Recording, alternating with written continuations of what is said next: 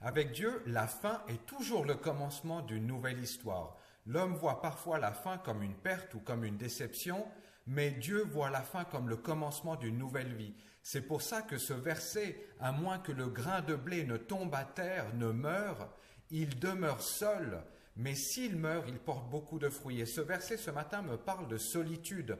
Combien de personnes as-tu vues qui sont restées dans la solitude parce qu'elles n'ont jamais accepté de laisser mourir des choses par peur de ne rien avoir après. Et pourtant, la garantie avec Dieu, c'est qu'il marche avec toi, c'est qu'il te conduit et qu'il est celui qui ouvre les portes.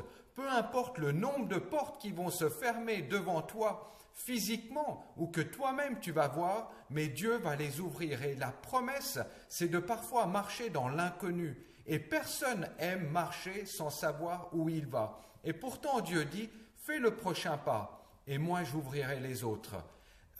Une personne qui est souvent menacée va souvent trouver quelqu'un d'autre à accuser. Et une personne qui manque de sécurité et d'assurance va souvent mettre la faute sur une autre personne et revenir sur les choses du passé. Sans doute parce que tu es la personne la plus proche de cet homme ou de cette femme, eh bien, il n'y a que toi qui puisse oser intervenir et parler dans sa vie. Mais tu dois attendre que la mer se calme.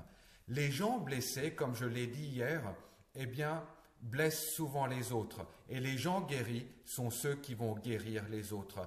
Et rester dans la solitude, eh bien, personne n'a été créé pour cela. On aime tous démontrer quelque chose vis-à-vis de quelqu'un d'autre.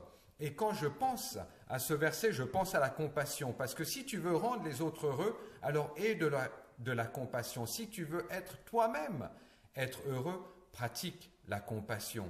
Aie de la compassion tant que tu peux. Ne regardons pas au travers de l'un et de l'autre pour pointer sa vie, mais regardons l'autre au travers de Dieu pour pointer les bonnes choses qui sont en lui. Fais quelque chose envers quelqu'un qui ne pourra pas, dont cette personne ne pourra pas te rembourser l'amour que tu as pour elle. Est-ce que tu es prêt à faire quelque chose pour quelqu'un dont cette personne n'aura pas la capacité de te rembourser l'amour que tu vas lui donner? Ça, c'est quelque chose d'extraordinaire entre les mains de Dieu. Alors je te souhaite vraiment une excellente journée et que tu puisses prendre cette parole, prier dessus, la porter devant Dieu et continuer à cheminer et à grandir. Excellente journée à toi.